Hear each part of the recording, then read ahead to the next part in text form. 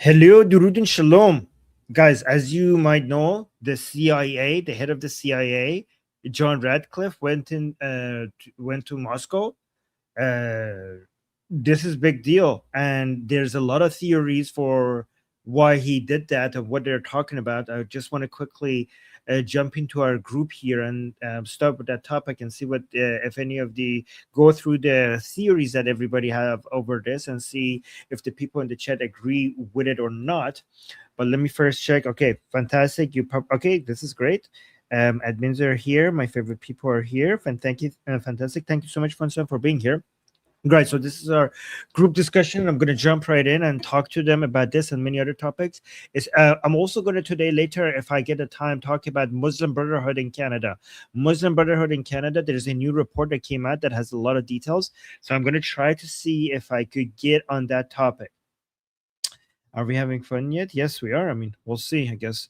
Okay, so this is, guys, this is our group discussion. If you want to join our group discussion, the link is in the description. The link is in the QR code and the top left. We have these group calls every single day. Let me see. There's already 19 people there talking. So I'm going to jump right in and see what they're talking about. And hopefully we could get to this topic soon. Let me just jump right in.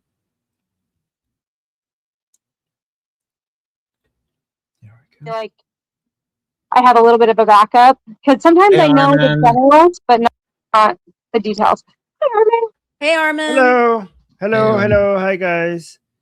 Guys, I've been getting approached by so many channels now. I don't know what's happening. There are 3 upcoming shows that I've been invited to. 2 of them on Newsmax. This last one, I don't know where this is from, but the third one as well. So one of them wants to talk to me about Muslim Brotherhood in Canada, which is a new report that just came out. Yes, so that's important. Yeah, I don't want to. I'm not going to lead with that. I'm going to put a 1 in the chat for that topic. So maybe I could talk to you guys about it and then get some your feedback as well. But I did want to talk about all the theories. First, start with all the theories regarding CIA and Russia right now. So as you guys know, the head of CIA went to Russia, the CIA director John Radcliffe, and there's a whole bunch of theories regarding what this is about. And I just wanted to go through all the main theories that people are discussing and to see if you guys agree or disagree with them. It's great that Amu Jeff is here to see if he could see if he agrees with them or not. But before I get started with that, let me actually put a 1 in the chat myself for Muslim Brotherhood in Canada, because it would be great to get you guys feedback before I go to that new segment to see what you guys have to say as well. But who let me see. Sid, you're modding? I can mod. Oh, Danny's here. Oh my God, Danny! Yeah, Danny, where's back? I've been kind of busy last week, but I'm okay. Where have you been? Yeah, I've just been doing PhD work.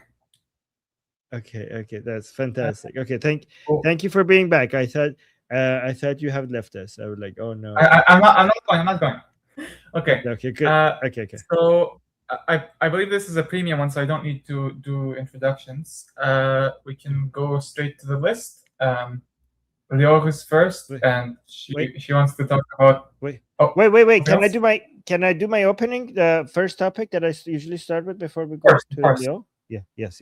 So because I was saying we're gonna do this, check with you guys. Is Amu Jeff, are you available? Because I want you to tell us if these theories make sense or are they nonsensical with regards to the head of the CIA being going to Russia. So let me see. CIA director. So he was there on August 25th, and these are some of the theories. Okay. So theory number 1, the United States uncovered intelligence indicating that Vladimir Putin is preparing a massive new military mobilization and considering a tactical nuclear strike or severe hybrid escalation against NATO to break the stalled. Somebody's mic is open. Whose mic is open? Okay, that was Richard. Okay, thank you, Richard. Please close your mics. I'm going to start from scratch.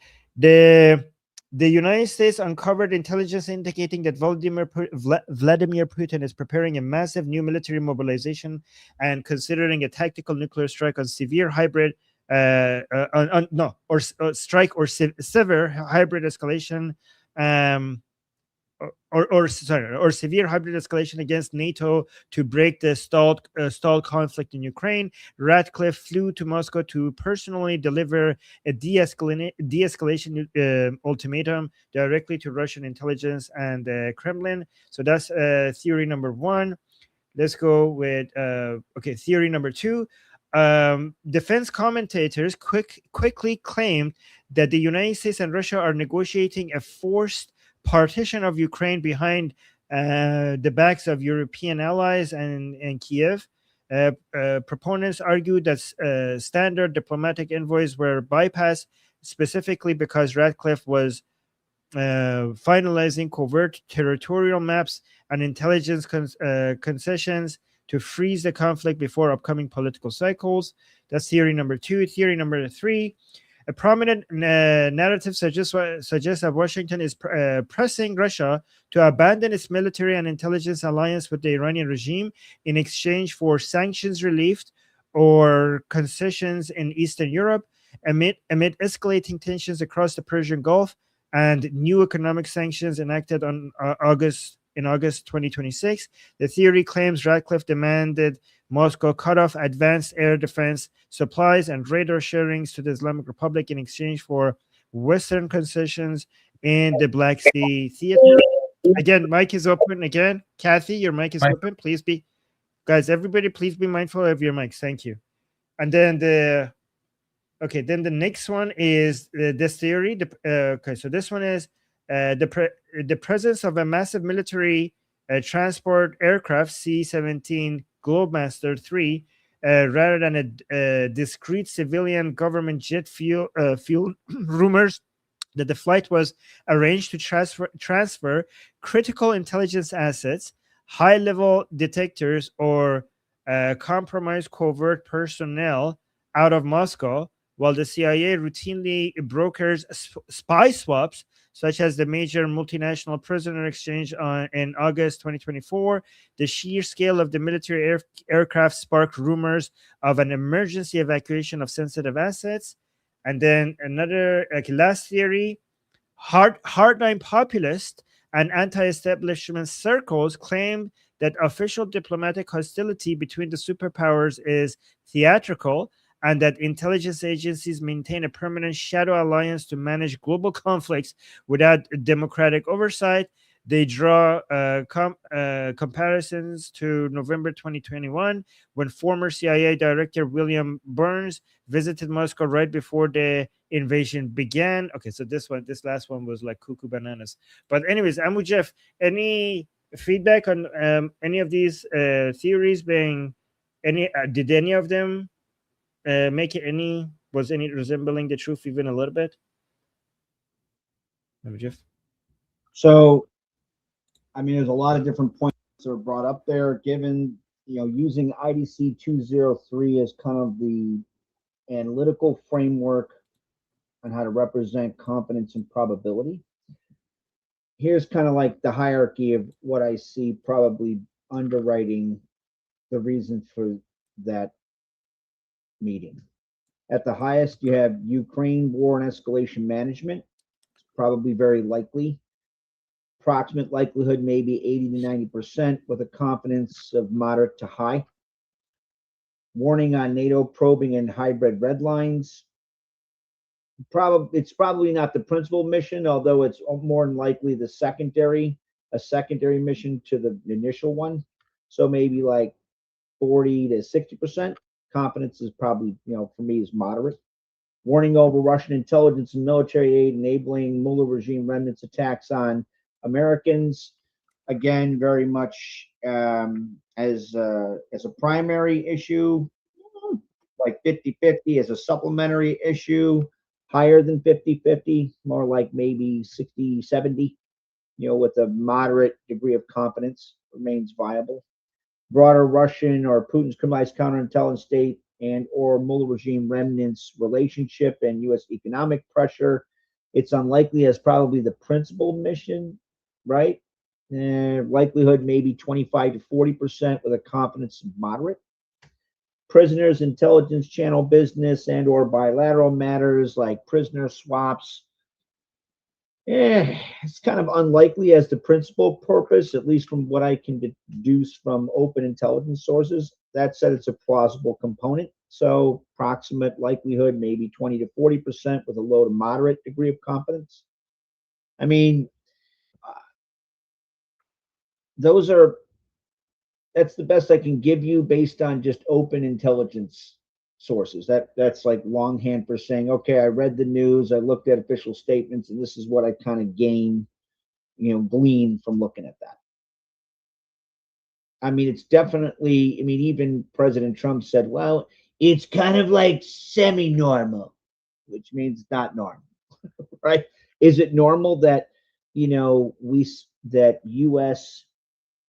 cabinet members or higher level officials engage in discussions with other state actors, their opposite number? Yeah, absolutely.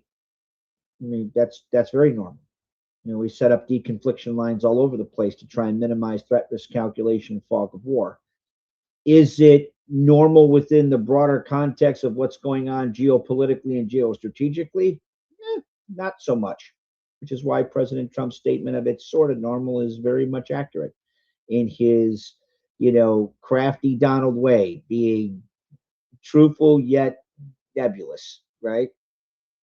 Fucking love his ass. Anyway, that's the best I could probably give you based on the limited amount of information that exists within open sources. Hopefully that helps. Thank you. Thank you so much. It does help a lot.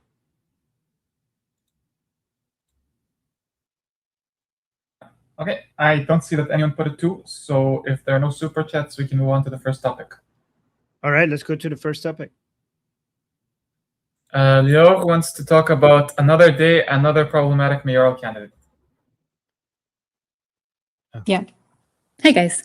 So I don't know what these mayors are like. I don't know what's going on with mayors these days. They think they're like presidents or something. So politics in Canada is probably like the most boring politics you'll ever run into. But somehow Ottawa found a way to make it a little bit more exciting. I didn't even know there was a mayoral election coming up in Ottawa, but I saw a clip of one of the candidates speaking on a very, very common topic that we hear a lot these days. I'm not going to spoil it because I want to show you, and that's one request that I have. It's about a minute and a half. I don't know if I can share it because it speaks for itself. But it's just appalling, and I just wanted to discuss and get your thoughts. Okay. We already have twos. Can I, how do I share my screen, or can I just drop the link and then you can share it, Armin? What's easier? Danny, okay, I'll do it. Can you drop the link? How long is the clip? It's a minute 30-ish. Okay. Maybe. Yeah. Maybe Armin, can you share it? Okay. Yes. No, I mean I can't share it here, Lior. Lior, if you want to share it, you have to share it with us yourself. Share your screen. Okay. If I can figure out how to do that. You should be able to now. Okay, cool. I'll share the entire screen. Okay. Let me know if you can still hear me and if you can see this guy. You can see the guy before I press play. Press play. Yeah. Play it so we can see if see you and we can hear the. Sorry, we can hear you and see Play. the guy. We can't see and we can't hear the guy. No, we can't. You didn't we share can't audio hear when this. you shared the screen. You didn't share the audio when you shared the screen. Oh, okay. Sorry. How do I do that? Yeah, sorry. You could just tell us what he said, huh? Ugh, it's so yeah, try I guess again. I could. Try again, but this time make sure you share the audio of the screen as well. When you click share, you have to make sure you click share audio. There's a button at the bottom of the share screen page, also share tab audio. That has to be checked. Oh, okay. Sorry. Bear with me. Yeah, sorry guys, I don't see it. This is not working. Okay. Sorry, guys, I'm not a very tech savvy person. Okay, let me just, I guess, recap. The guy is basically just, saying how he supports Gaza, how he's like, talking Can about, I oh, there it is. Yeah, can I just, play yeah, for you? do you mind playing it? That Please. surprises Do you have me sound? often is, what is your stand on the conflict in Gaza? I'm Neil Saravanamuttu. I'm here at the site of the Ottawa Palestinian Festival, and I've talked to more people on this issue than just about any other. I've read the report of the UN's Independent International Commission of Inquiry, and I agree with the Commission's findings that what's happening in Gaza is a genocide. 70,000 civilians have been killed in Gaza, including 20,000 children. For many in Ottawa, this is not an abstract issue. Family members have been killed, whole neighborhoods have been razed to the ground. Some ask, why discuss this? The mayor is not the foreign affairs minister. That's true. But those in positions of authority have a responsibility to call out injustice, not simply stand in silence. And as mayor, I will stand with those in our community who are suffering the grief of loss, the anguish of injustice. That's why, as mayor, I will raise the Palestinian flag at City Hall, as we do for other states. Ottawa is a city that prides itself on human rights, on compassion, and on standing against hatred. As mayor, I will stand against Islamophobia, anti-Palestinian discrimination, and anti-Semitism. I will stand against all forms of racism and hatred. My door will be open. I'll use my position to make sure that no community in our city feels unheard. This is about who we are as a city. I will not stand in silence. I will call out the genocide happening in Gaza. Unbelievable. Unbelievable. Like, they're going to raise Yeah. the Palestinian flag at the Yeah. Ottawa City Hall. And this Yeah. this is a campaign for the mayor, and he's talking about Gaza. Yeah, Oh my I know. God. It's gross.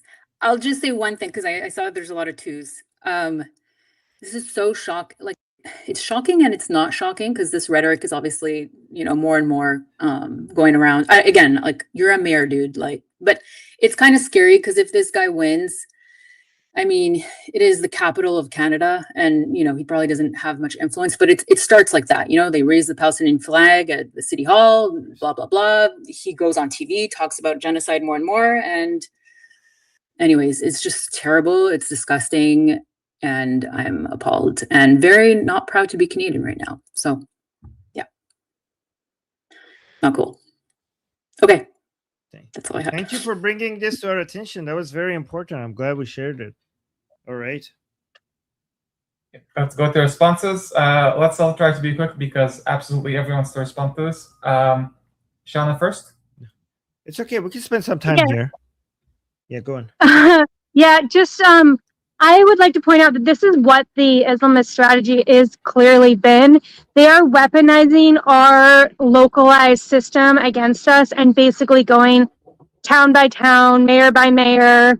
And it's a unfortunately brilliant strategy, because it's very hard to convince an entire population, but it's very easy to convince one or two few elites in a small environment of, I don't know how big Ottawa is, but, or even New York, right? Like, you just have to convince them one town that has a lot of influence, like the capital or like the largest city, and you can have this huge impact. So that's what they're doing. They did figure out how we think, and they are using that against us. They're using I know Canada doesn't want to hear this, but quite frankly, our North American kind of concept of localized governments and localized like powers, and they're using that against us to take us out one by one. So yeah, that's kind of what's happening, and we just need to respond in kind, basically.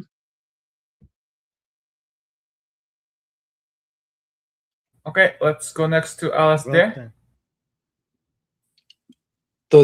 My main problem with all of these like videos and stuff is that it's all just buzzwords and emotional manipulation. It's the words genocide, occupation, racism, all these buzzwords getting put together. They just throw them at you like a word salad, and they kind of just hit you with all at once.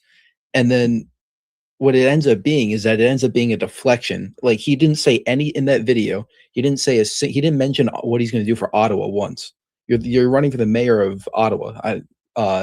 You know, your job is to look after the people of Ottawa, not Gaza. And it's just a deflection because they have no policy on the domestic front.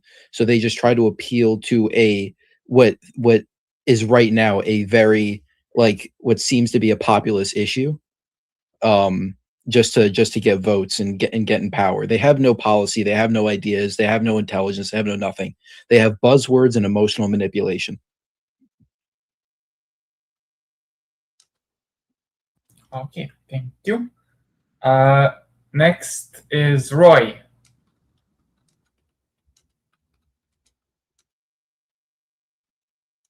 Roy.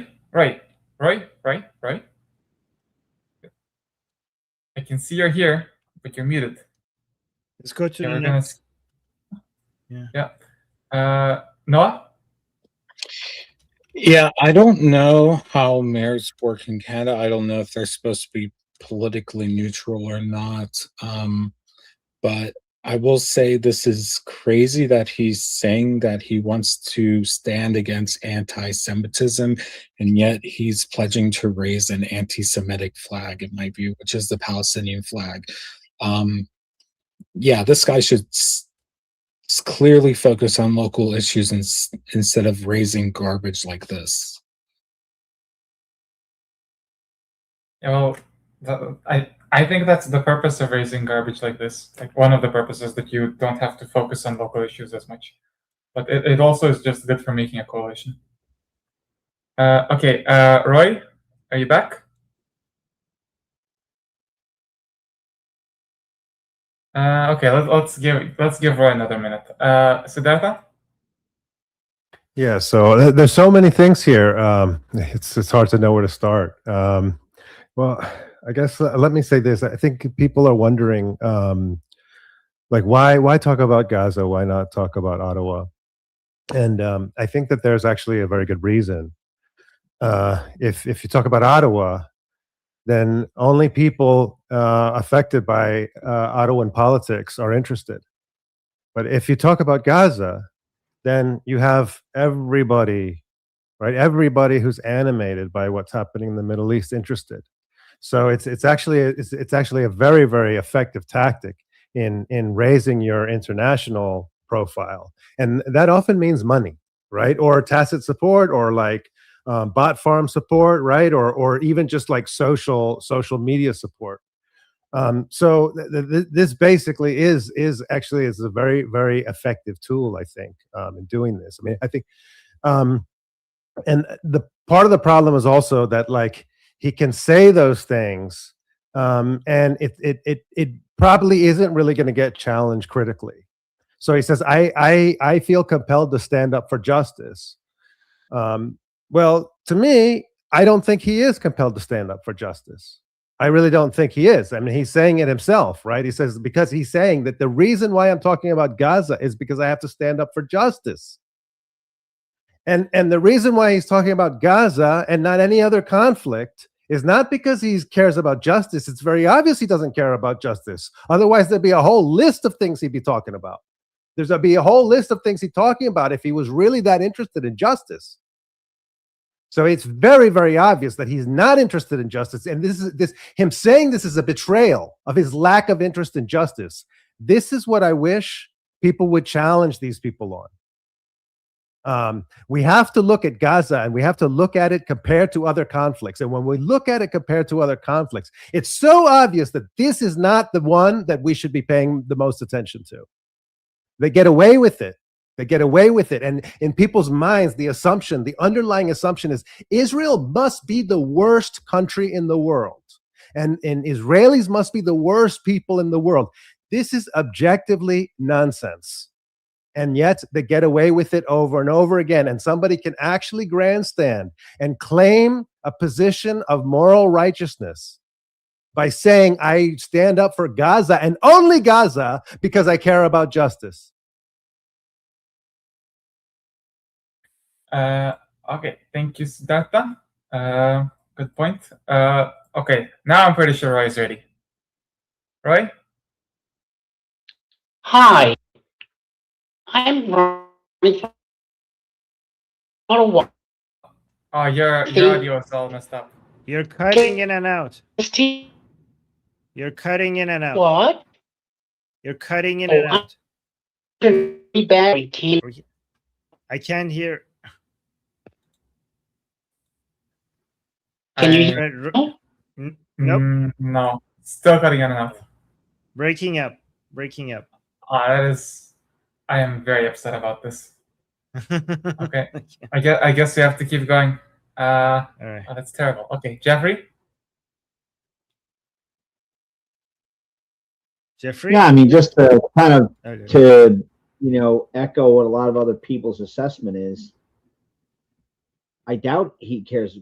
Oh, you stand against hatred? Well, okay, and you care about allegedly the non-kinetic elements that currently reside in the West Bank or Gaza. Why are you not calling out Hamas and all the vile shit they've done to the residents of Gaza?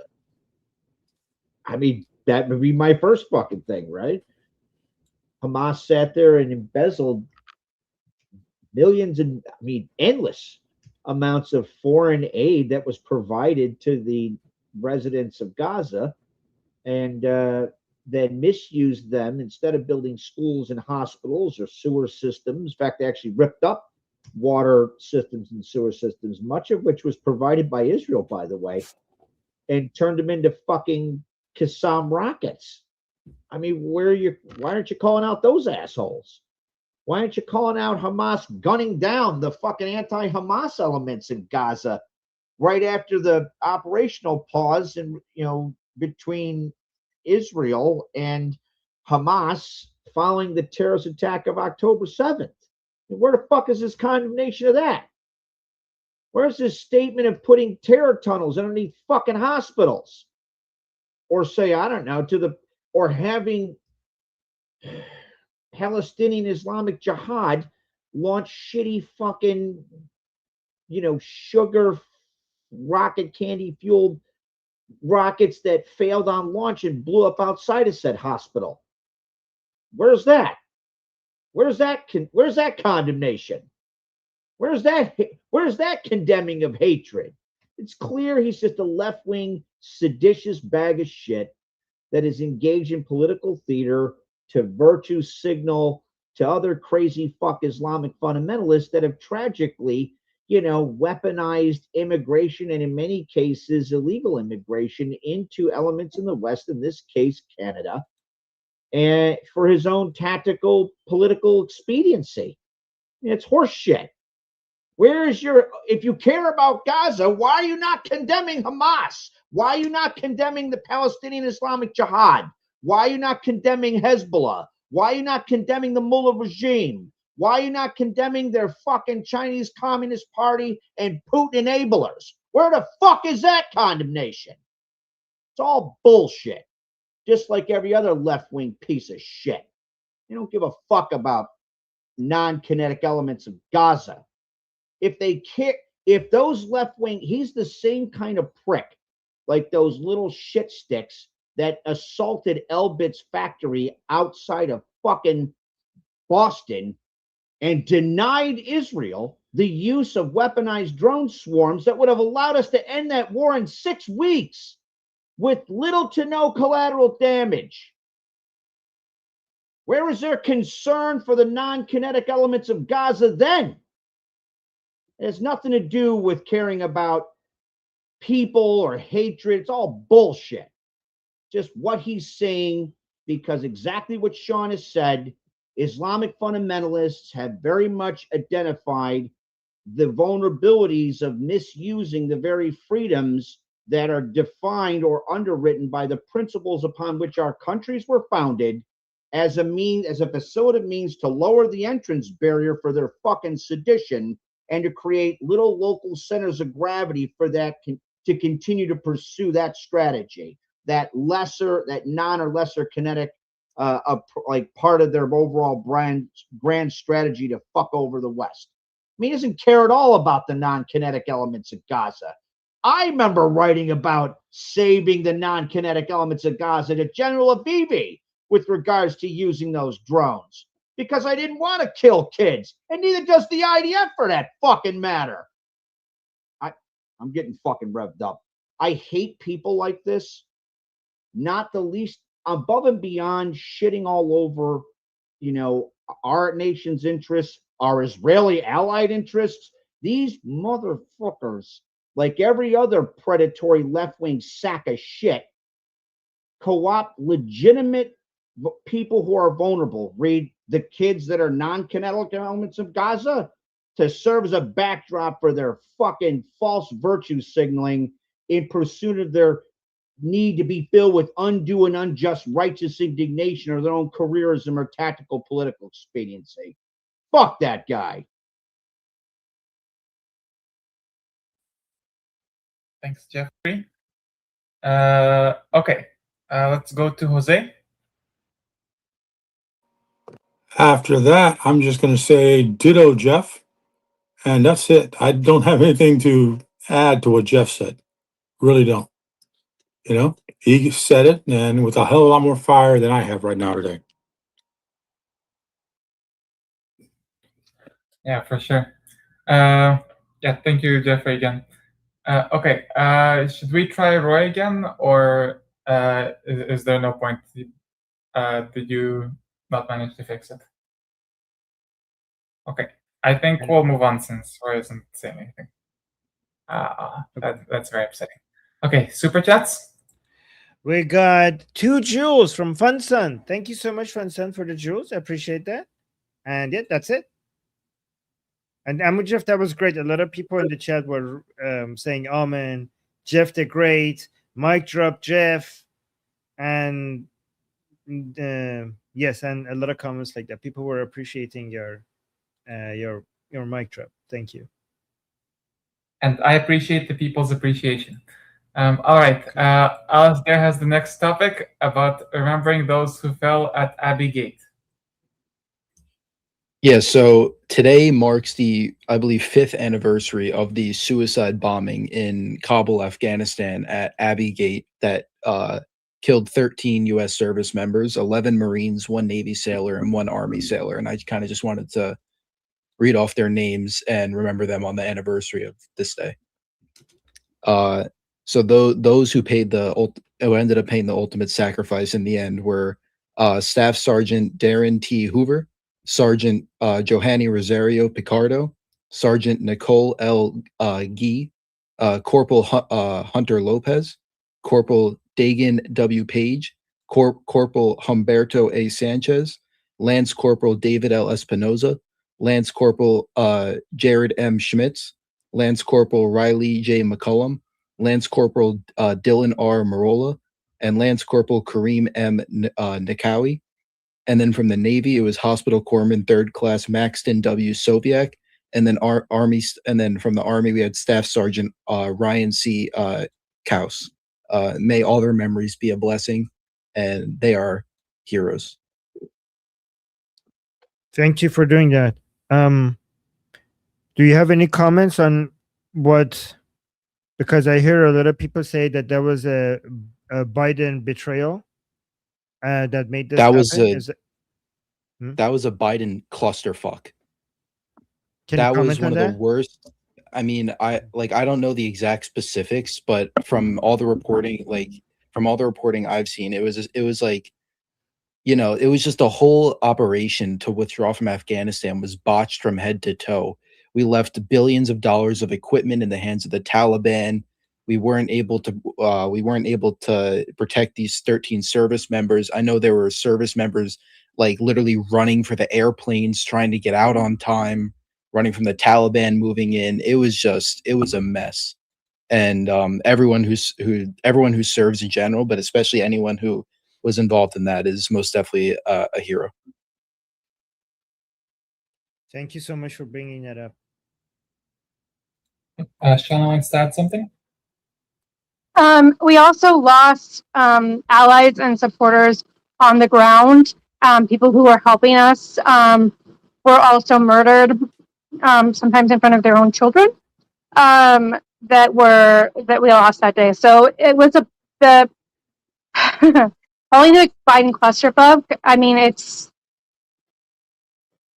we betrayed everybody that was helping us by pulling out as fast as we did, to be honest. It wasn't just, like, obviously our servicemen that died that day, it was horrible. I'm not trying to take anything away from that, what Alistair brought up, but I also just wanted to point out that we lost a lot of our allies and we lost a lot of trust with other people who would become allies, who could become allies, because people were just slaughtered for helping us. Translators, informants, people on the ground, sometimes in really horrific ways. It was really bad clusterfuck, to say the least. So I just wanted to add that in. Okay, Jeffrey?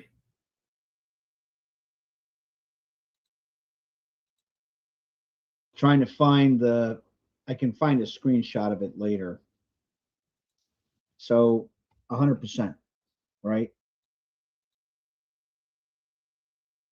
Almost everybody in the know, analysts inside and outside the US government, military, warned, do not disengage this way. You will kick off, the country's going to collapse. And because of if it does that, right, it's going to ring the dinner bell for every asshole in the world to go, wow, American resolve is crumbling. Now is the time to make our move. Whether it's Putin going into Ukraine and testing NATO, whether it's the Chi-Coms trying to assault Taiwan, the Mullah regime sprinting towards a bomb, the Alawite regime and its remnants and all the horrible shit it does in that area, North Korean Kim Il ping pong head terrorist, shake a stick, you'll hit an asshole. Right? Well, but what's the difference between what Biden did and President Trump? He was doing what just President Trump signed. No, cracker, no. President Trump definitely wanted to disengage. That was pursuant to conditions on the ground. Biden wanted to disengage by September 11th because he wanted the fucking photo op. Well, he sure as hell got one, because in direct opposition, the mirror opposite to what he said, folks, it's not going to be like, the fall of Saigon with people lifting off the embassy. Cracker, it was exactly like that, including with helicopters rescuing people off the embassy. You had people who were brave, like indigenous elements in Afghanistan that worked with my fellow soldiers at extreme personal risk to themselves and their family, like trying to get the hell out of there. That poor bastard who was holding on to the fucking wheel and just fell 1,000 feet to his death and shit. If it wasn't for Nick Parmigiano and people like Tim Kennedy and all the other tier 1 hard pipe hitting war fighters that did Operation Pineapple, independent of what Biden did, like they said, you know what? I don't care if it's fucking ordered or not. That person sat there and saved me and my entire squad when he gave us the actual intel to not get fucked up by a VBID initiated ambush. I'm not going to let Ahmed get fucking crucified by the Taliban or whatever other horrible shit's coming across the border. If it wasn't for that act, a lot more of those people would have died. And never mind all the shit we left there, right? Everybody focuses on the machine guns, which is bad. It's not strategically bad. You know what was really fucking concerning? The fact that there was numerous MAD-PAD shoulder-mounted anti-air missiles that were left there. And I remember saying to Nick Parmigiano, please tell me you sanitized that shit. Because if you got those going everywhere, there's a reason after the terrorist attack of September 11th, everybody looked at wow, we need to secure commercial airliners from, say, some douchebag terrorist firing a Stinger or some Eastern Soul Block version of it and taking down a fucking commercial airliner, some of which actually happens overseas. There's numerous times that's happened, right? There's a reason we pushed for the MAD-PAD treaty in 2002.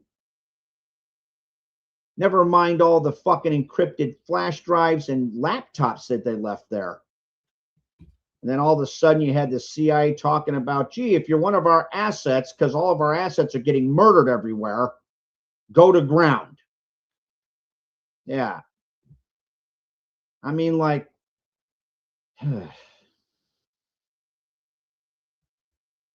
while Biden's reckless disengagement wasn't the sole reason for why we're in what we're in.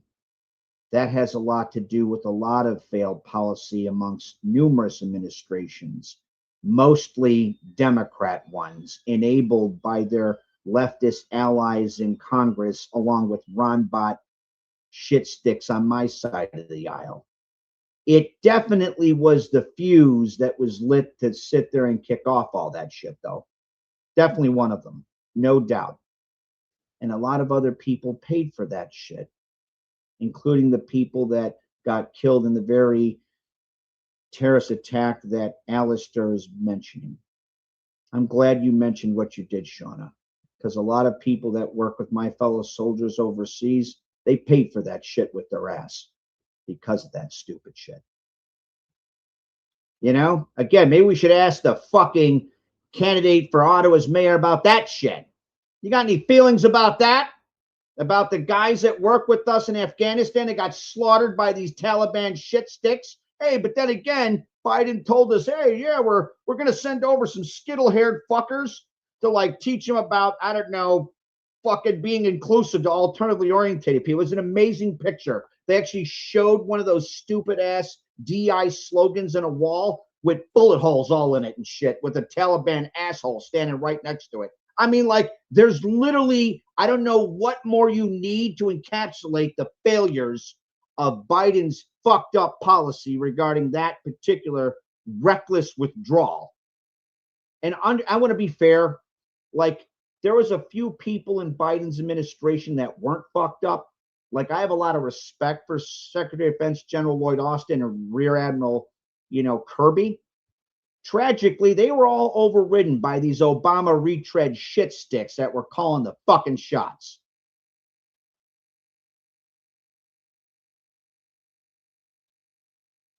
All right. Thank you, Jeffrey.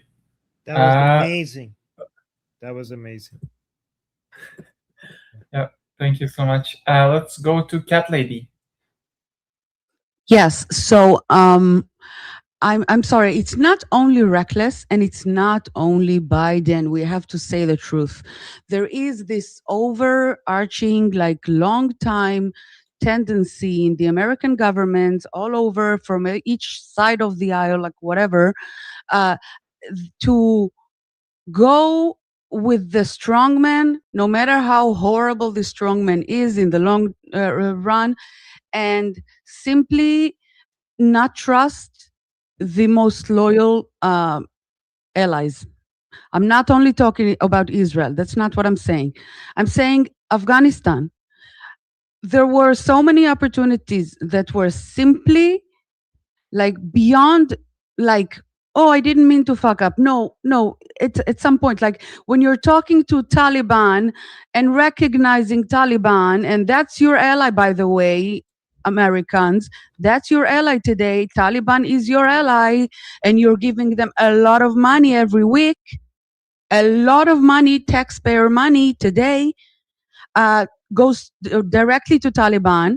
And when you are an ally of Syria, Al-Qaeda, which this will come back to haunt all of us one day, very soon, in a couple of years, you know that,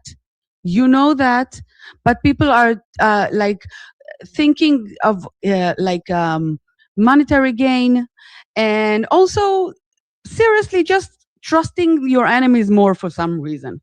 And even like Trump now, for many times by now, which is like, I cannot dismiss it, saying maybe Syria should go into Lebanon, which is making the Lebanese people shit their pants out of fear. Like, what is that?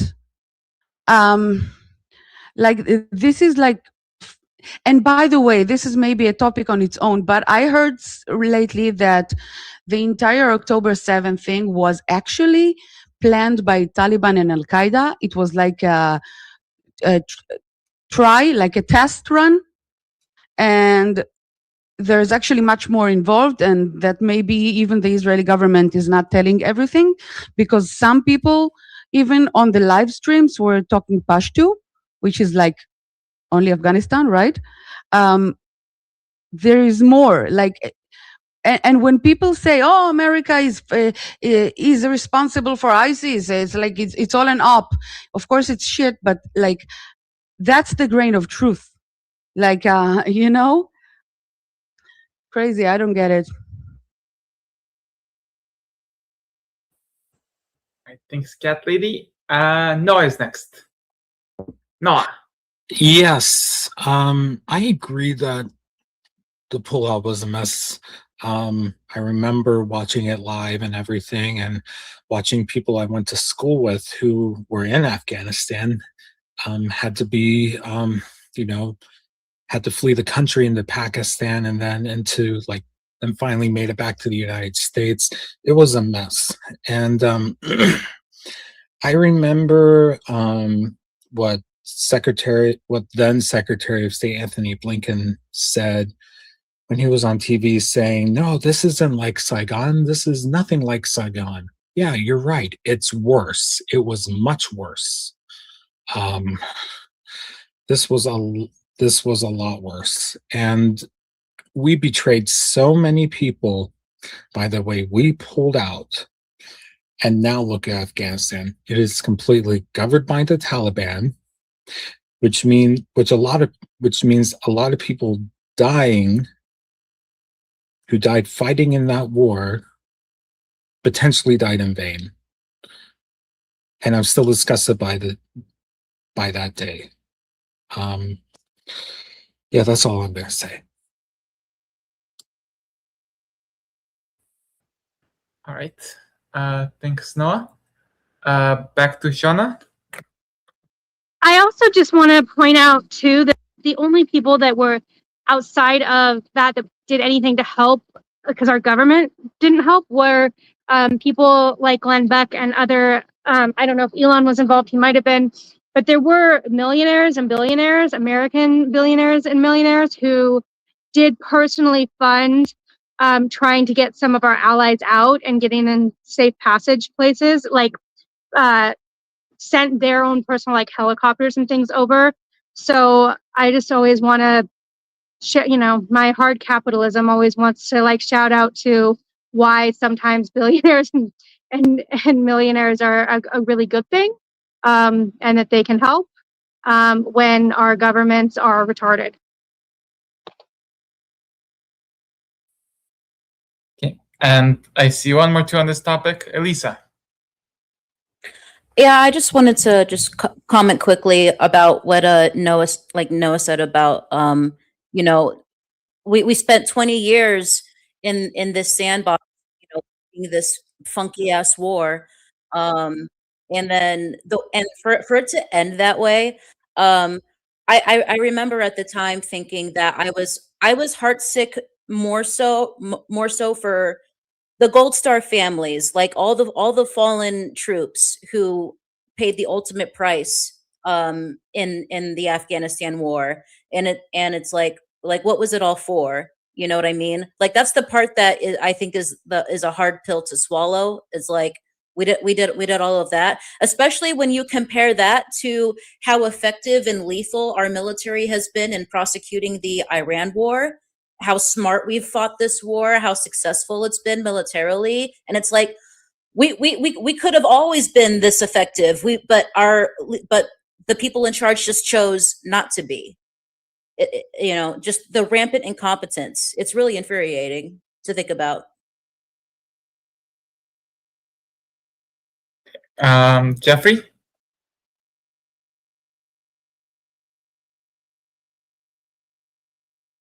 So, and I found if you give me screen share, I'll show you exactly what I said prior to the reckless disengagement.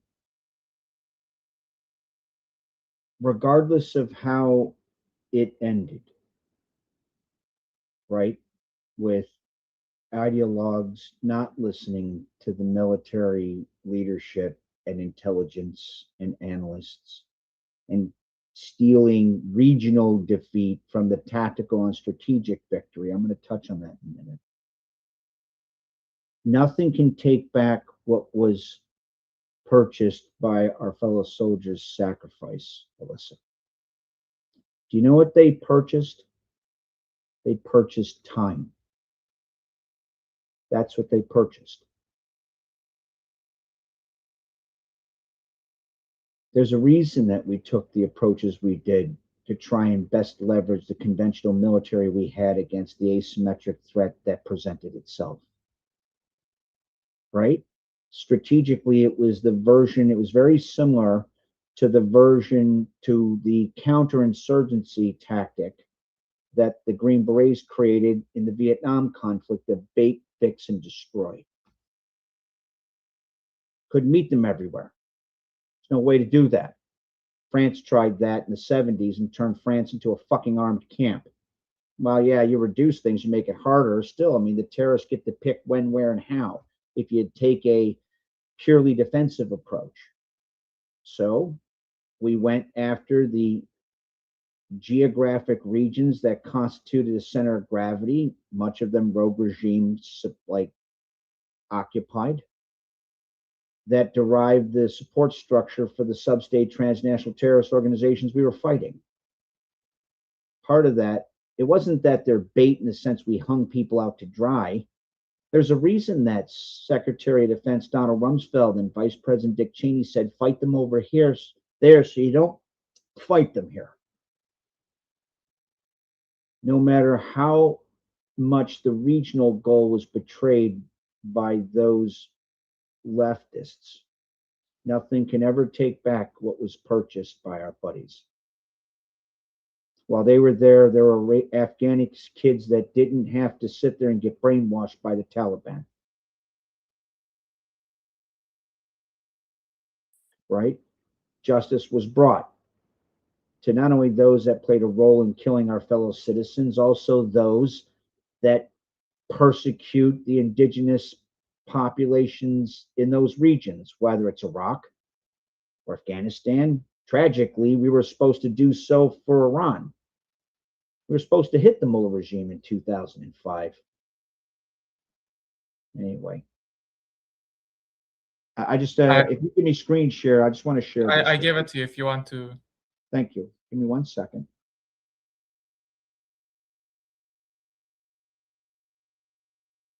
Let's see. Here it is. Okay, it's got a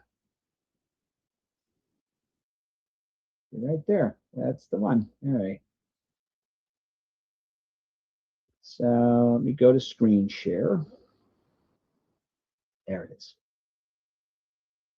That's what I said.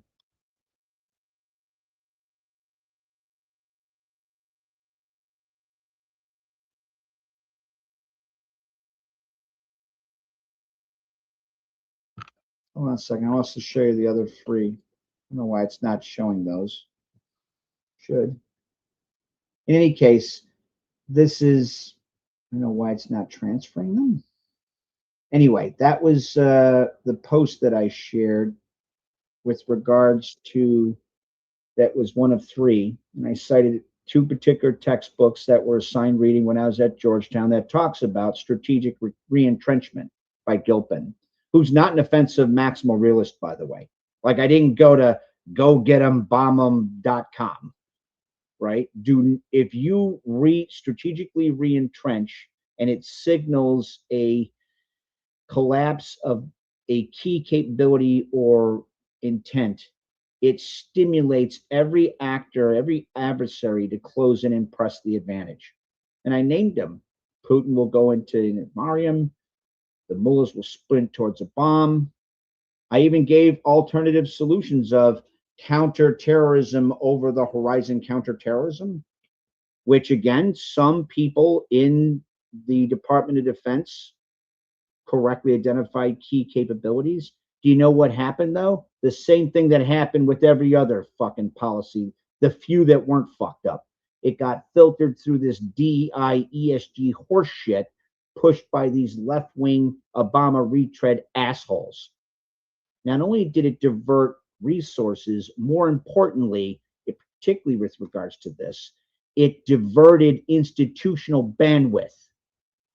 Instead of senior military leadership focusing on killing the fucking enemy, they were busy taking like DEI, ESG sensitivity courses. Well, I mean, I feel bad for General Miley. He did the best he could to try and blunt damage from within.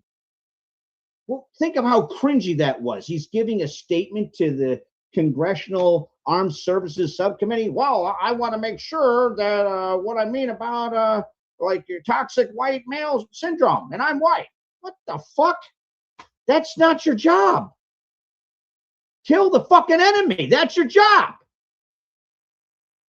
In this case, that job was operationally centered around over-the-horizon counterterrorism activity, not how do you facilitate DEI, ESG bullshit in a Taliban, in an Afghanistan where the Taliban is reinsurgent, because they made it very clear what they thought about it.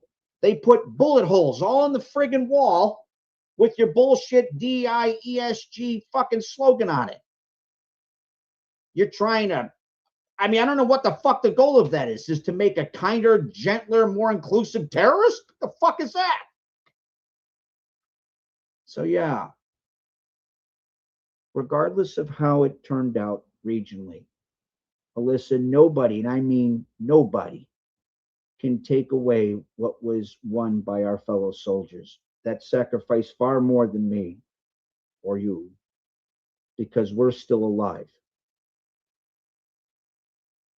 There's a reason people said, you didn't fail us. That was the message after that reckless disengagement, remember?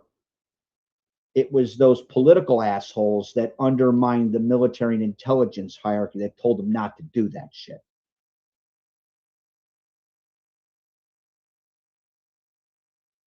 Okay, thank you so much, Jeffrey. And now we'll go back to Alistair to close us out. I was going to respond to something before, but I kind of got lost in Jeffrey's monologue there. And yeah, we can just move on. That was great, Jeffrey. Okay, then I think that's it for this topic. Let's go check on Super Chats. Okay, I was sure I saw 2 from Shauna, but maybe she took it back, but it's okay. Did she take it back? Okay. We got 2 Super Chats. One from Noah. Thank you so much, Noah, saying, and that is why we Iranians call him Amu Jeff. There you go. Yes. Thank you, Noah. And yes, completely agree. And then we have Sam with a super chat saying Sarah Ocean would make a good mod for the chat. I didn't know she's not a mod for the chat, and that's why I corrected that. Thank you so much, Sam. I always assumed that Sarah is already a mod, and I didn't know. So thank you. I already fixed it, and thank you for telling me that, and thank you for the super chat. And also Fizz Injustice. I also assumed for some reason that he's a mod, but he isn't, so I fixed that as well. So there you go. And thank you, guys. Okay, so now, yeah, okay. Lisa will tell us about the history of Palestine.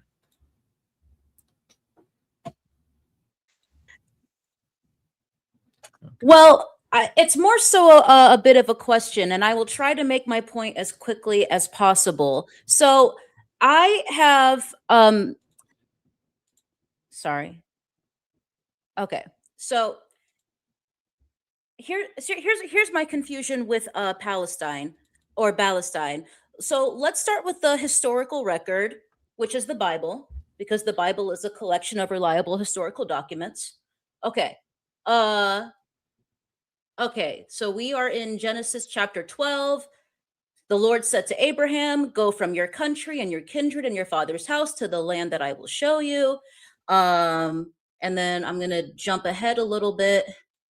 Abraham took his wife, his brother Lot, and the people they had acquired in Haran. They set out to go to the land of Canaan. When they came to the land of Canaan, okay, so that's where it starts. Genesis 10.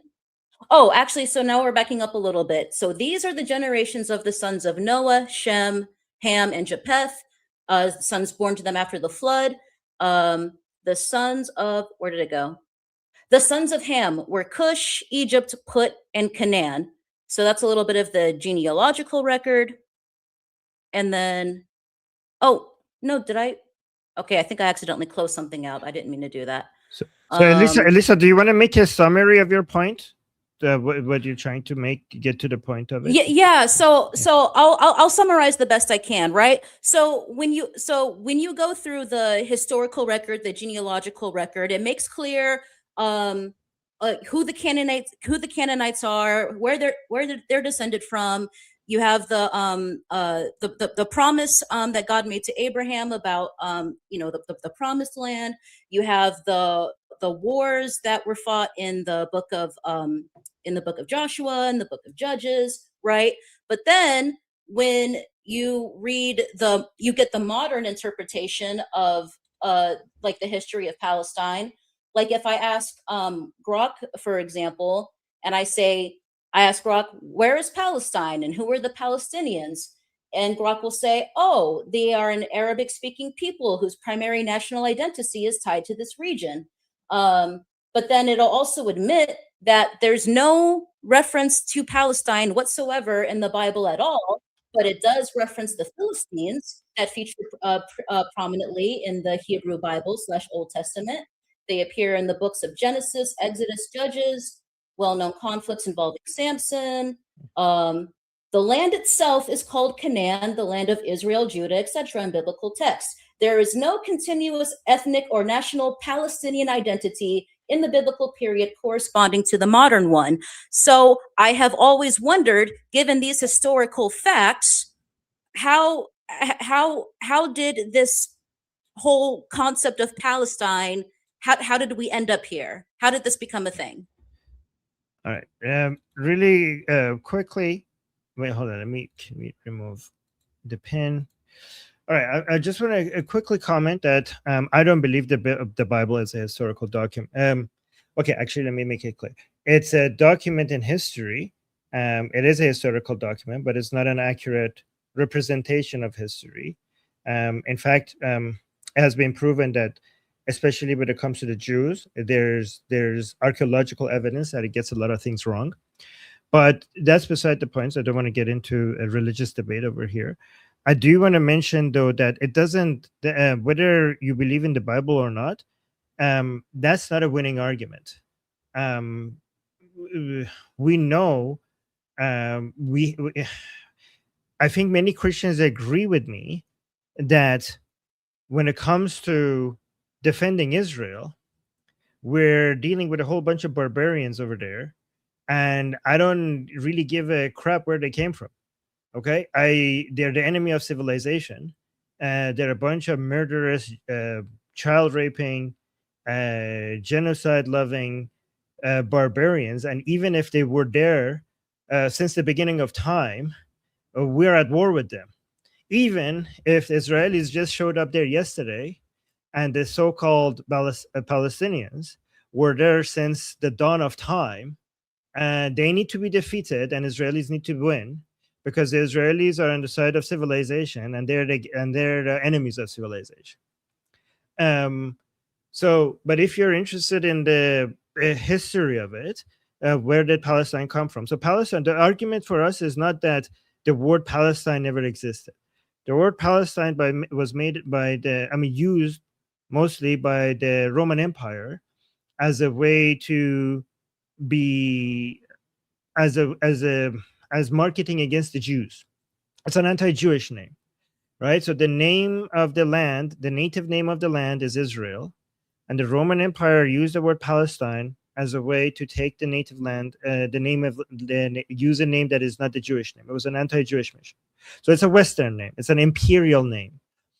And again, it was used by, the reason why in more modern history was used was because by the British mandate referred to the land as Palestine.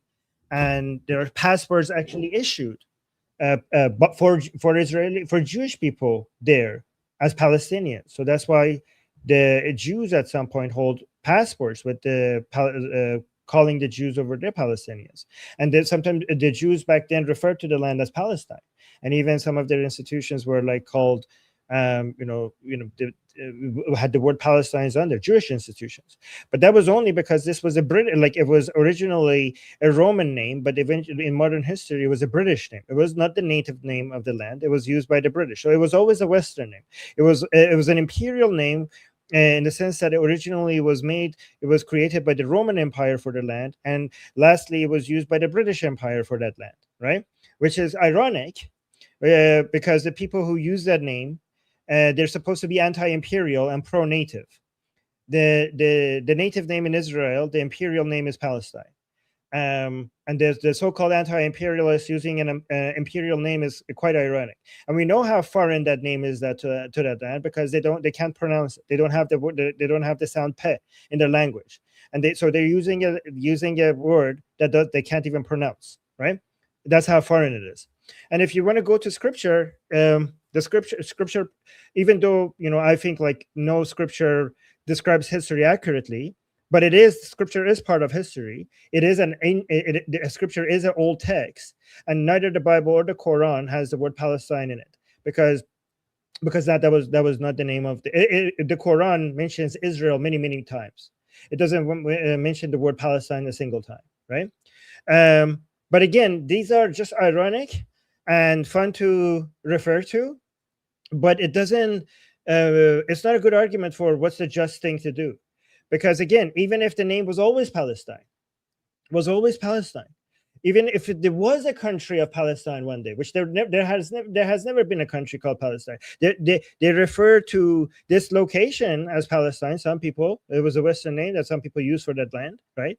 You can see in coins, you can see in passports, right? It's true that name was used, since the old Roman Empire. But let's say it was always Palestine to begin with. Okay, let's say the word Israel is just a more new modern invention. Okay, if the name Israel is on the side of the Israeli people right now, and if the ancient Palestine name was being used by these evil mother tuckers that are trying to defeat us, then I say, well, I don't care. I don't care how many thousands of years your name sucks. You have your name represents evil, and it has to be destroyed. That's the way I see it. But that's just me. Can I respond to that directly, or do you want me to wait? Go ahead. So, Armin, the reason why I made the argument that way is because of the propaganda that the Palestinians have a right to be here because they've always been here. Like, that's the argument that leftists make. So if leftists are going to make that argument, then it's fair for me to refer to the best historical record that is available to me, which just happens to be in the Bible. So I'll grant you what you say about how not everything has been proven archaeologically in the Bible, but there have been obviously numerous archaeological digs in relation to the Bible that have proven different parts of it to be true. But putting that aside, if leftists are going to make the argument that the Palestinians have always been there, but they can't show me any evidence for that, I think it's fair to raise that as a point, and that's where I'm coming from. Yeah, but using the Bible as a source is not a winning argument. Like, it's better if you want to make historical claims, even if you're a Christian. I think to get more widespread acceptance into your claims, it's better to use secular academic sources that are not religious ones, even if you are a religious person yourself. Right. Okay, let's go to twos now. Jeffy is first. So yeah, I mean, the two arguments that are usually used by those in support of Hamas or other anti-Israeli elements can be categorized in two buckets. So one of the conceptual frameworks you could apply is separated into two buckets. One is indigeneity, which Alyssa is referring to. I'm going to actually touch base on why she said what she said. The other one is a real power politic mechanic. So indigeneity is he who is there first owns the land. And so if you take a look at the Merneptah stele, which is a tablet chiseled in stone by correctly, I think it's Pharaoh Meneptah, 3,200 plus years ago. It says in no uncertain detail that this area, which encompasses the modern state of Israel plus some other things, is the land of the Israelites and or Jews.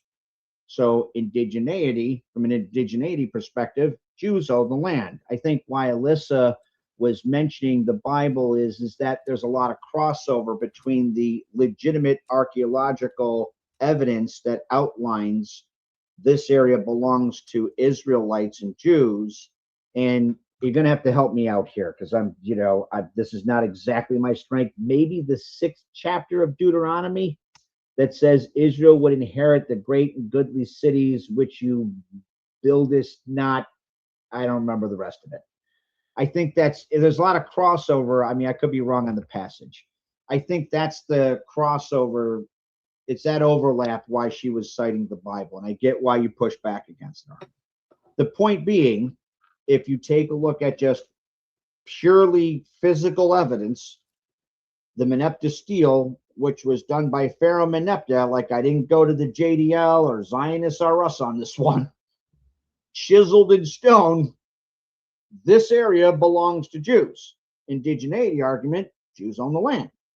If you're talking about a great power politic argument, again, he who has the power controls the land. Jews own the land. Either way it shakes out, Jews own the land. Period.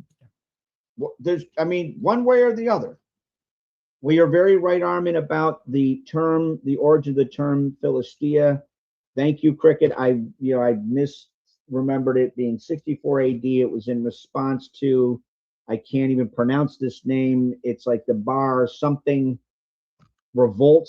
And so I think it was Emperor Hadrian, renamed after the Roman Empire suppressed that revolt. Syria, Philistia. It was kind of like a way of rubbing it in to Jews not wanting to adhere to Roman imperial law. So still, Armin's 100% correct, and while I'm very proud of my Roman heritage for a lot of different reasons, that one's probably, that was a little bit of a mistake. I don't know how to say that other than just to say that. So yeah, it's to circle it. I hate that because it's Saki. To return to the initial point, you can break it down to 2 arguments: indigeneity, real power politic arguments. Either way, Jews own the land. Full stop.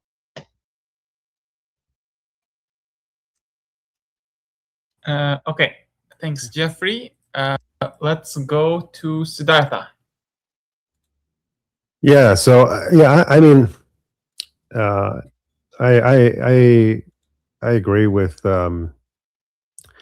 Armin's impulse to sort of steer clear of biblical arguments when making the defense. But I am very interested in the narrative, which is what I think Elisa is really bringing up, right? Like, how did this happen? Like, why are we talking about the Palestinian people?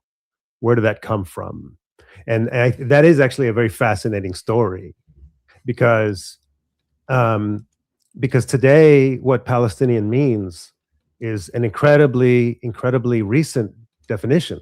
So this term has been around for millennia, right? This term has been around for millennia, but what it means today is something very, very recent. And how did that happen? So what is interesting is that there was no Palestinian national identity. There was no Palestinian ethnicity at the time of Israeli independence. There was no interest. There was no advocates for Palestinian sovereignty. Didn't exist. Arabs were not interested. They did not consider themselves Palestinian. They did not think of themselves as Palestinian. So how did that happen? So today we're here and we're talking about justice for Palestine and Palestinian rights and the Palestinian movement. So that is very, very interesting, because we're only talking about the middle of the 20th century, where Palestinian, again, like an ancient term, a biblical term, did not mean what it does today. So from the time of the Bible to the middle of the 20th century, Palestinian did not mean what it does today. Something changed, and it was tactical. It was information warfare. It was asymmetric warfare. That's what changed. And what's so amazing and what's so brilliant about this strategy is that they can stack on so many lies and get away with it. Thank you. Sid, can I just read quickly? Sorry, Danny, can I just really quickly read this? Because what Sid is saying is absolutely true, and we have direct evidence for this. This is by Zohair Mohsen. Zohair Mohsen is was a senior PLO leader.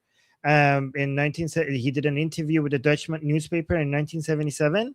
And this is what he says about the word Palestinian. These are the people who invented the Palestinian cause, right? He says this, okay, and this is directly, these are the leaders. They admitted what Sid just told us. This is the quote. The Palestinian people do not exist. There's no difference between Jordanians, Palestinians, Syrians, and Lebanese. Between Jordanians, Palestinians, Syrians, and Lebanese, there are no differences. We are all part of one people, the Arab nation. Just for political reasons, he admits this, just for political reasons, we carefully underwrite our Palestinian identity because it is of national interest for the Arabs to advocate the existence of Palestinians to balance Zionism. Yes, the existence of a separate Palestinian identity exists only for tactical reasons. Once we have acquired all of our rights in all of Palestine, and I'll explain here, all of Palestine means all of Israel. This is basically means genocide. So once we have acquired all of our rights in all of Palestine, we must not delay for a moment the reunification of Jordan and Palestine. So he's saying that they're interested in building an Arab empire and merging these Arab countries together. They're not interested in nation states. They're not interested in any nation states, including the Palestinian nation state. If they're advocating for the Palestinian nation state, this is the tactical path towards eventually building an Arab empire. This is when the pan-Islamist movement had not been in place to use the Palestinian cause. At the level they are right now, this is when the Palestinian cause was being used by the pan-Arabist, right? And now the pan-Islamists are doing the same thing with the Palestinian cause that the pan-Arabists were doing this in the 1970s. Anyways. Yeah, I wanted to add to that in the aftermath of the 1948 war, when Jordan occupied the West Bank and Egypt occupied Gaza, the Egyptians and Jordanians did not face some sort of Palestinian rebellion searching for a state of Palestine, which goes to show that they're opposed to the existence of Israel and they are not seeking their own independent state. Okay. Oh, sorry, cat lady. All right, let's go on to Alistair. So one very quick way you can check to see the indigeneity of the indigenous, like who's indigenous to the land, is go to Temple Mount or the mosque with the golden dome. I don't believe it's actually Al-Aqsa. I believe Al-Aqsa is a different mosque, if I'm not mistaken. But the one with the golden dome, or that complex, and you can literally see the bases of the temples that were destroyed, and then the piece of shit mosque that was built on top of it. You can see that. That's one. You can literally see it yourself. The two temples that were destroyed before it. So that's just one very quick way you can see. But I kind of wanted to answer a very specific point of Elisa's first point, which was how did we get here now with the Palestinians? And this also kind of Armin touched up on this, which is the Palestinian like identity was not a thing when Israel was independent. Like if Israel lost a war of independence, or their war of independence, or the war of 1948, that land would have gotten divided to Jordan, Syria, Egypt, and so forth. And the Palestinian flag, the one you see flying around the West now and everywhere, was adopted and made in 1964, in the 60s. So it's way older than the Israeli flag even. And this ties into if you know, you know, but Yasser Arafat's connections with the KGB, where he was able to take a few pages out of their propaganda book, and they used kind of that media and propaganda training, and they kind of use that to create this Palestinian identity to play into this whole Western victim-ish narrative that, oh, we are indigenous, we are oppressed people, we're being subjected to this colonialist, imperialist, yada yada yada, etc. And that's how I believe we got here now, was actually in the 60s with Yasser Arafat's connection to the KGB.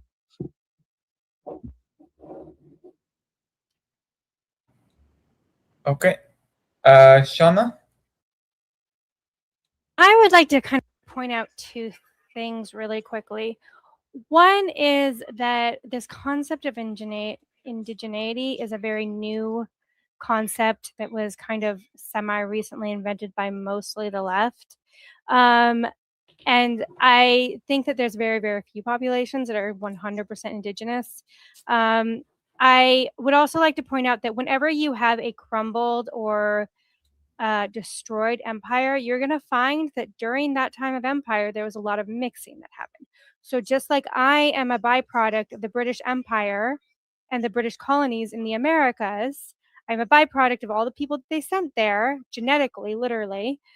The people in the Middle East, people in Greece today are going to be an admixture of indigenous populations that never left, returning populations that were originally from there, admixed and then came back, and then newer populations. That is what happens when there is an empire. That's just the nature of it. And you can find that throughout all times in history.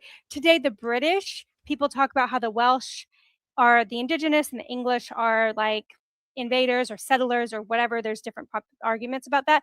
Genetics actually show that both the English and the Welsh and the Scots are predominantly descended from populations that were there during Romano Britain. That's their overwhelming DNA. There's a little bit more native DNA on the west side, a little bit more newer DNA, Germanic DNA that on the eastern side of the island, but overall, mostly Romano Britain. So I kind of find these arguments to be silly when we're talking about nation states coming forth out of an empire. I'm not saying that the Jews don't have an ancient history there. They clearly do. That's not what I'm saying. I'm just saying that it's a lot more complicated when you're talking about empires, and that land was owned by the Romans, conquered by the Romans, and then it was and then conquered by the Arabs, and then the Ottomans, and then the British had it, like over and over. So we're talking about lots of empires over there. So you missed two important empires. The Sassanid and the Achaemenids.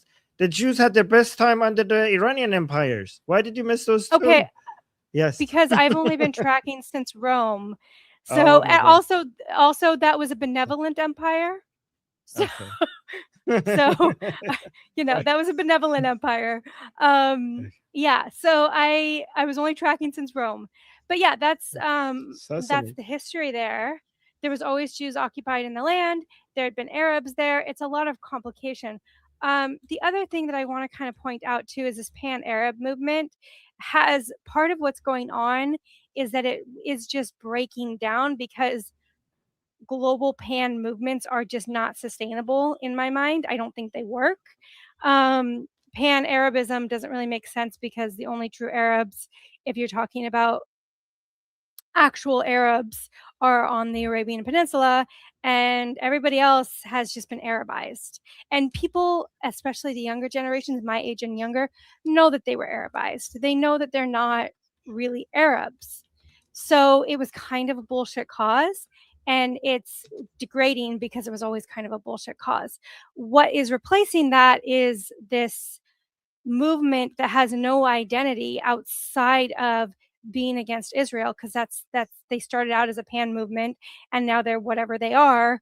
Yeah. And then the other thing too is this is a good thing, but it's also a complicated thing. America kind of supports the concept, kind of leads into the concepts of national identity. For example, during the Irish Civil War and the Irish War of Independence, there was a lot of Irish Americans that backed that, both financially. Sometimes they went back and fought. They also did a lot of things politically. This happened with Greece as well in the past. Like, this is a common, normal thing. Americans tend to support national movements. And so when it comes to national identity, one of the problems we're having with Palestine is that the people who are living in Palestine don't have a national identity, in my opinion. This is what I've seen from interviews and things that I've watched and people I've talked to. However, American Palestinians oftentimes do have a national identity. And that is a complication. I just quickly want to mention first of all, the Sassanid Empire was after the Roman Empire. So there's twice that the Iranians were ruling over Israel. One was the Achaemenid Empire, Hachameneshi, and the other one was the Sassanid, right? And I like to brag about that as an Iranian. I know it's like I shouldn't be because it wasn't me, but I'll do it anyways. Because from all the empires that the Jews were, from all the empires ruling over Israel, the Jews were only happy with two, right? Which both of them were the Iranian empires, right? They weren't happy with the Ottomans. They weren't happy with the British Empire. They weren't happy with the Romans. They weren't happy with the Arabs. The only two times that were like, okay, this is good, we like this, was the Achaemenid Empire, which is Iranian, and it was the Sassanid Empire. So we like to brag about that. Okay, and lastly, Samantha wants me to read a comment from her. She says, under Article 24 of the first PLO charter written in 1964, at which time Gaza was occupied by Egypt and the West Bank was occupied by Jordan, they agreed in their charter that the Palestinians would not have autonomy over Gaza and the West Bank. And then she included a link to the charter. If people don't believe her, it's you can see it in the chat. Okay. So let's go on to super chats and then to your topic, Armin. Oh, we just have one from Rousseau, gifted 5 memberships to people in the chat. Thank you so much. Thank you so much for the gifts. I appreciate you for the gift basket. That you're Rousseau. You're also Rousseau. Slava Ukrainia. I love I always love your profile pictures. So Slava Ukrainia. Okay, so my topic, which I'm cheating, guys, because I'm learning this about the details of this with you guys over here. Let me actually put it on. Let me change the banner, because apparently they're going to be talking to me about this on Newsmax, which I will be on soon. So apparently there was a new report that just came out 2 days ago, a comprehensive 200-page research report titled Assault on Democratic Values and Principles, How Islamist Intrism Weakens Civil Society and... Oh, that's my alarm that I need to go to. Okay. So again, Assault on Democratic Values and Principles, How Islamist Intrism Weakens Civil Society and Higher Education in Canada. So this is apparently an academic report that is getting attention, and it's about Muslim Brotherhood in Canada. So this is what the report says, and I want you to guys put 2s in the chat if you have any comments on this, because I'm going to steal your comments for Newsmax. Okay, steal your commentary for my opinions on Newsmax. Okay, so what the study finds is, so the report revealed that Muslim Brotherhood affiliates in Canada operate through a structured strategy of institutional embedding, electoral mobilization, and legal maneuvering rather than isolated activism. So this is a conspiracy. It's not one of those. This is a paper that proves that the conspiracy is real. This is not happening organically. It's happening intentionally, and it's centralized, and it's being funded. And this paper proves that. And it also shows So this is great because this is not just people posting on Twitter and saying Qatar is Qatar money, Qatar money. This is a serious paper that just dropped. Okay, it says massive foreign financial flows were mapped across top institutions, including, and here's where it gets scary: the University of Toronto, the University of Waterloo, the York University, and Toronto Metropolitan University. At the University of Waterloo alone, more than 10.5 million Canadian dollars in total Qatari state-linked funding and sponsored student arrangements were identified, operating alongside active student chapters tied to the ideological network. Electoral mobilization and political pressure. So this is, okay, so here, groups such as the Canadian Muslim Public Affairs Council and the Canadian Muslims Vote were identified as mechanisms deployed in closely contested ridings to influence policy, shape political narratives, and exert pressure on candidates. This is why you saw that mayor candidate or mayor of Ottawa talking about Gaza, because they want these votes. This is Qatar deciding who's going to be a mayor in Ottawa, right? You can see that. And then we also have charity. So here, the investigation highlights regulatory challenges surrounding the Canada Revenue Agency, Revenue Agency's multi-year audit into the Muslim Association of Canada. The audit had uncovered concerns regarding foreign financial ties and affiliations with Brotherhood networks before concluding in compliance agreements rather than revocation. Yes. And then we also have this last point. ISGAP called on Public Safety Canada and the Canadian Security Intelligence Service, which is basically the form of CIA in Canada, to launch immediate investigations alongside U.S. federal authorities into Canadian branches linked to Egyptian, Lebanese, Jordanian, and Sudanese chapters, demanding a mandatory foreign funding disclosure regime for universities and nonprofits. Guys, no matter Americans, this is important for you as well. I know this is in Canada, but this is basically your neighbor. Even if you manage to find a way to clean up this crap in your own country, you don't have control over your neighbor. And if your neighbor is becoming more and more Islamic, you will have sleeper cells and a whole bunch of other crap right in your northern border, which is a major threat. Like for years, you were looking at your southern border as a source of threat to your country, and you haven't been paying attention to your northern border. And both China and Islamic radicalism and jihadism are coming through your northern border, and you need to wake up and pay attention to this. Anyways, I'm going to stop talking so you guys could talk. Okay, Alistair's first. You're telling me Islamists have infiltrated Canada? I'm so surprised.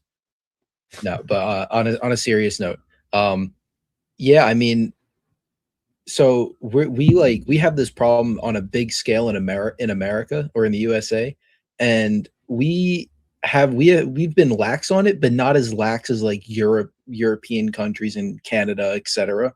So I think it's definitely more. I think it's more what do you call it? Like sewn in to the institutions there, because there's a lot less I literally just said, like, we've been lax on this, but we've been nowhere near as lax on these infiltrations and stuff, as especially on the past year or so under Trump, as Europe and Canada. And the part that's kind of gets me worried is part of what Armin just said, kind of like the sleeper cells in the northern border, because they see us pointing this, noticing this stuff now. Like we have Texas, Florida, banning parts of the Muslim Brotherhood as terrorist organizations, and it's starting to become a conversation in the United States among the major political circles, and even among politicians and stuff. So, but I don't really see that much in Canada. So I kind of feel like it will ramp up over the next few years in Canada as a way to like kind of, you know, almost like a Lebanon Israel situation where they kind of just load it all into Canada and hope they can get something through to America. But yeah. And just to finish this off with one quick last point, we haven't been totally blind on our northern border because we've had problems with like we've had a lot of Chinese agents and stuff like that and other things and Chinese nationals come in through Canada because Canada is cozying up with China a lot. So we haven't been completely asleep on the northern border, but we definitely need to wake up more. Okay, let's try for 1 minute each because we have only a few more minutes before I'm has to go. Elisa, go next.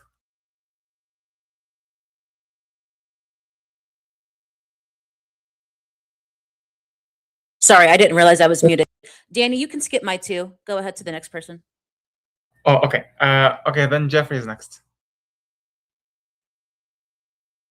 Jeffrey.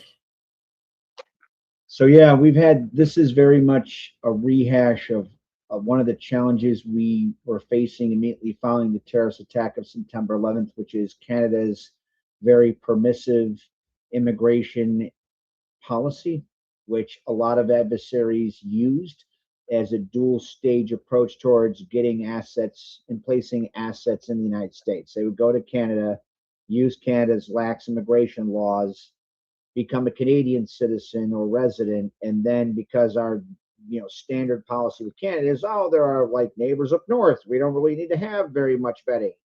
Then they would apply for dual citizenship or use Canada as a basing operation to carry out shit down here.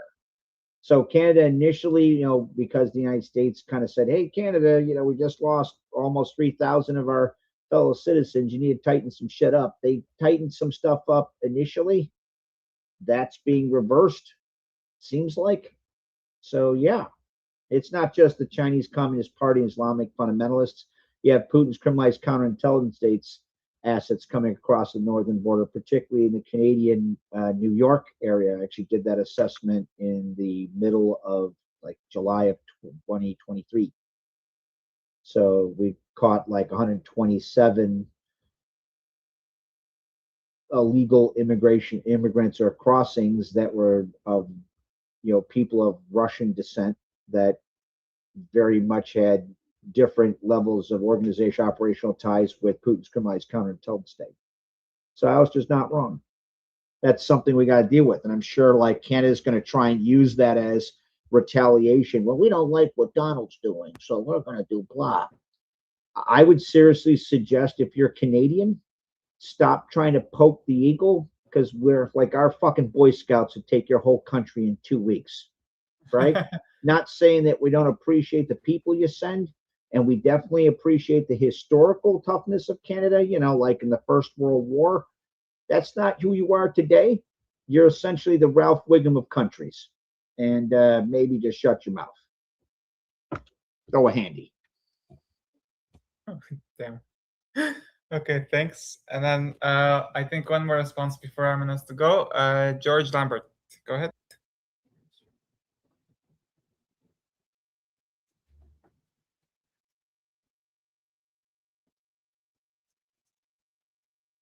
Are you with us, George?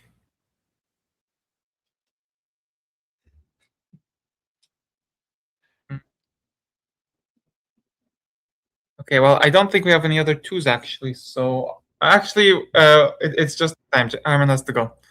All right, go get ready. Have you ever heard George open his mic before? We have, right? Or am I imagining that? I know for sure I saw his video for a second today. Okay. Hopefully next time I could get to hear him, because I don't remember. Okay, so just we have Kevin or Amu Cappy. Thank you so much for the membership gift. Always supporting us. And also TLS 1617 just got us 250 joules.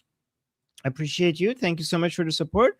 So guys, remember the conversation continues without me. So continue the conversation. I just also want to mention that send my love to Amberly. Amberly was saying in the YouTube chat was saying, My mom's brother has some kidney failure, has been getting dialysis, but his pain is really bad. They Hello?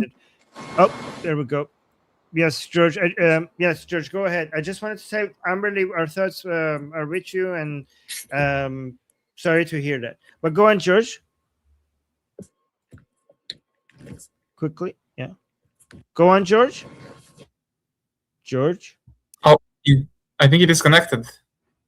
Okay, so I'm gonna just go, Okay. and you guys maybe could figure, like, help George figure this out when I'm gone. So you guys continue the conversation. I'm gonna go get ready for Newsmax, and then after that, in about 15 minutes, we will be live again on Liberty Politics and Ali's channel on to discuss the latest updates regards to Iran and the Middle East. So make sure you subscribe. If you guys are watching, I'll be back in 50 minutes. And people in the group, I'll see you guys same time tomorrow. And guys, don't forget that you could participate in our daily group calls.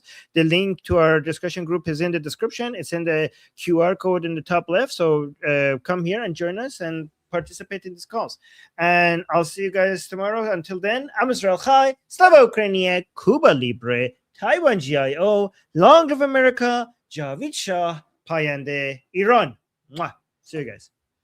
Wish me luck. Good luck. Good luck.